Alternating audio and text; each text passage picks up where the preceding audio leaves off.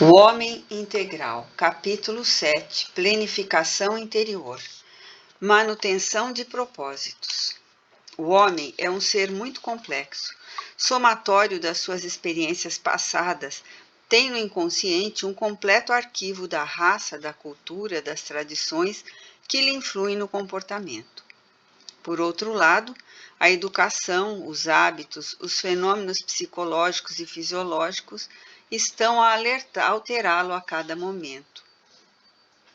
Do acúmulo desses valores, resultam-lhe as aspirações, as tendências e anseios, seus conflitos, ansiedades e realizações.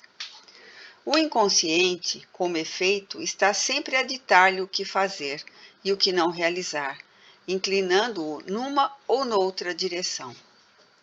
Todavia, o mecanismo essencial da vida impulsiona-o para o progresso, para a evolução, mediante os programas de autoburilamento, de orientação, de trabalho. O resultado natural deste processo é uma mente confusa, buscando claridade. São problemas psicológicos aguardando solução.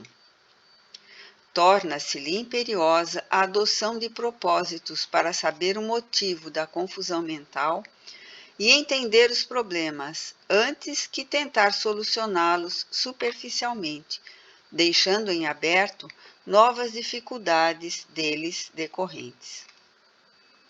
A solução de agora pode satisfazê-lo por momentos, porém, se não são entendidos, eles retornam por outro processo, permanecendo na condição de conflitos a resolver.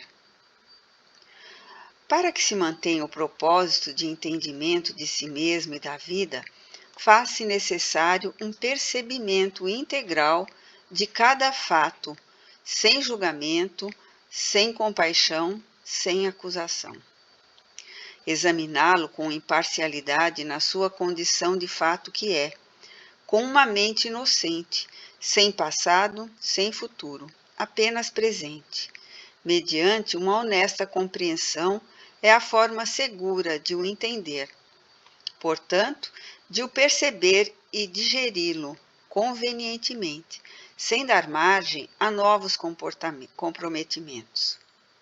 Sem tal experiência, se está tentando burlar a mente, qual se deseje saber por palavras o que se passa em algum lugar, sem interesse de ir-se lá, de conhecer-se pessoalmente. Esta é uma conduta de quem somente busca informação, sem interesse pelo conhecimento real, desde que se nega o esforço do deslocamento até o lugar em pauta. O entendimento de si mesmo, a fim de encontrar as raízes dos problemas, para extirpá-los, exige uma energia permanente, um propósito perseverante, mantidos com inteireza moral e psicológica.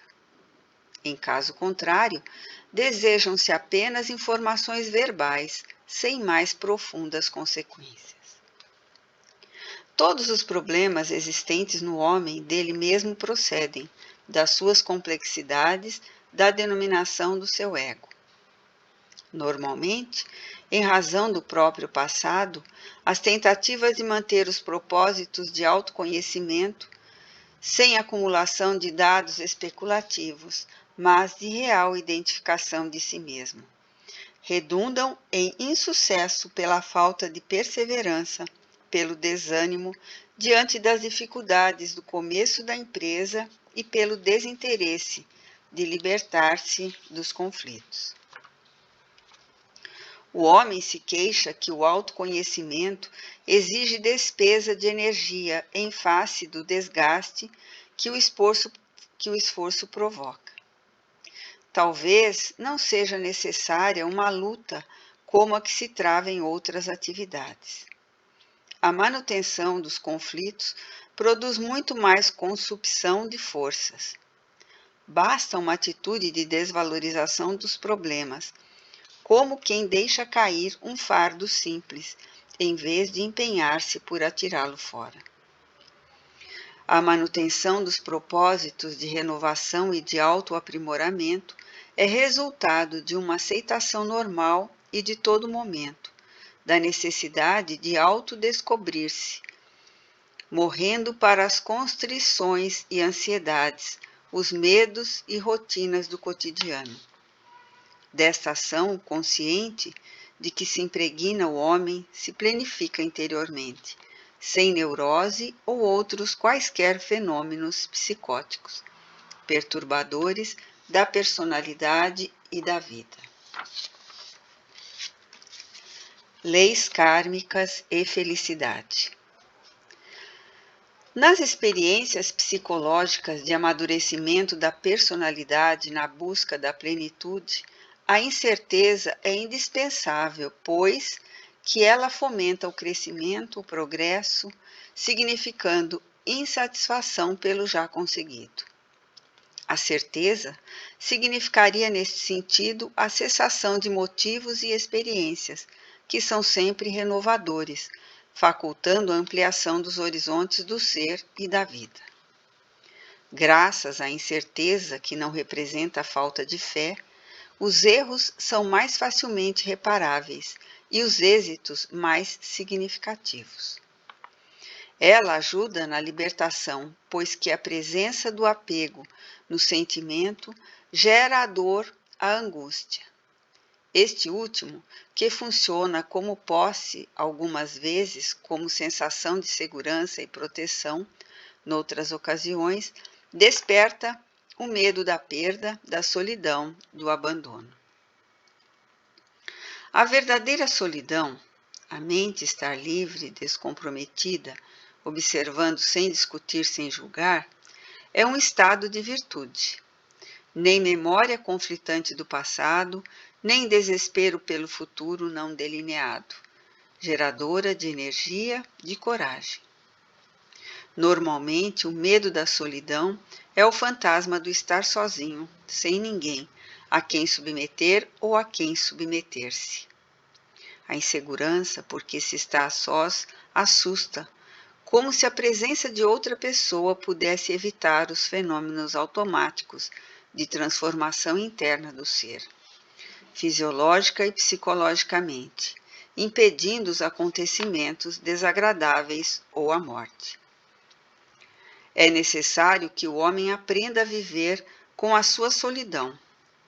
Ele, que é um cosmo miniaturizado, girando sob a influência de outros sistemas à sua volta, com o seu silêncio criativo, sem tagarelice, liberando-se da consciência de culpa que lhe vem do passado.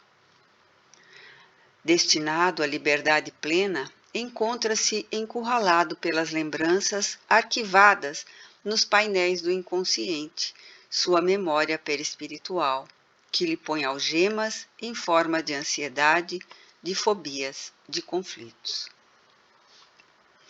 Mesmo quando os fatores da vida se lhe apresentam tranquilizadores, evade-se do presente sob suspeitas injustificáveis de que não merece a felicidade, refugiando-se no possível surgimento de inesperados sofrimentos.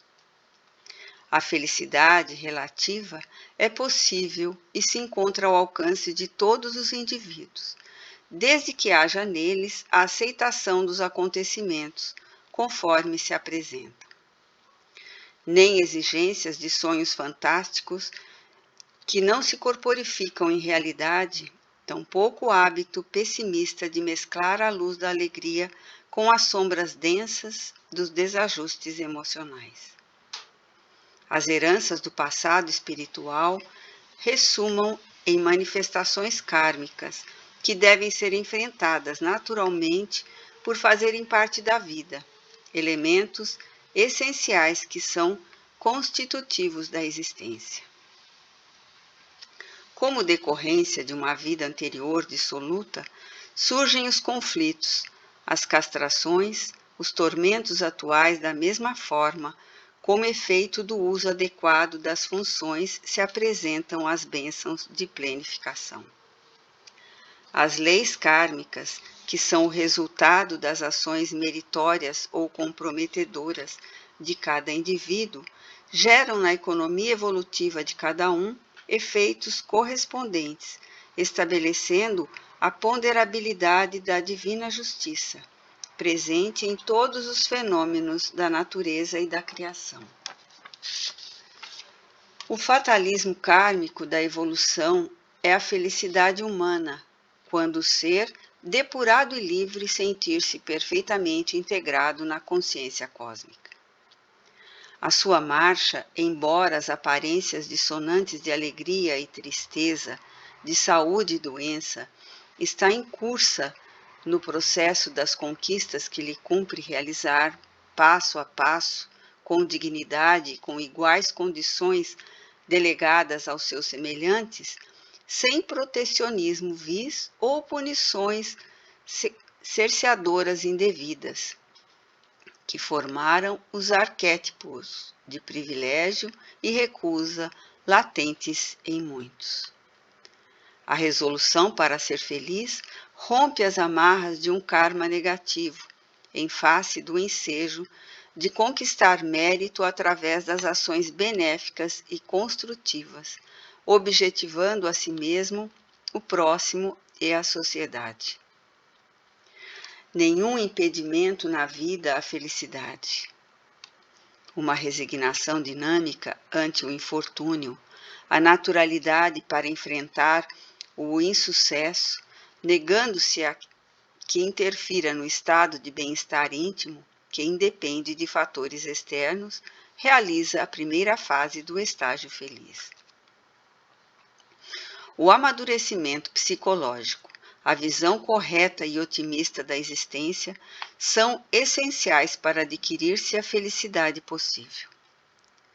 Na sofreguidão da posse, o homem supõe que o apego às coisas, a disponibilidade de recursos, a ausência de problemas são os fatores básicos da felicidade e que, para tanto, se empenha com desespero. Ao desfrutar deles, porém, dá-se conta de que não se encontra ditoso, embora confortado, porque é no seu mundo íntimo de satisfação e lucidez, em torno das finalidades da vida, que estão os valores da plenitude. As leis kármicas são a resposta para que alguns indivíduos fruam hoje o que a outros falta.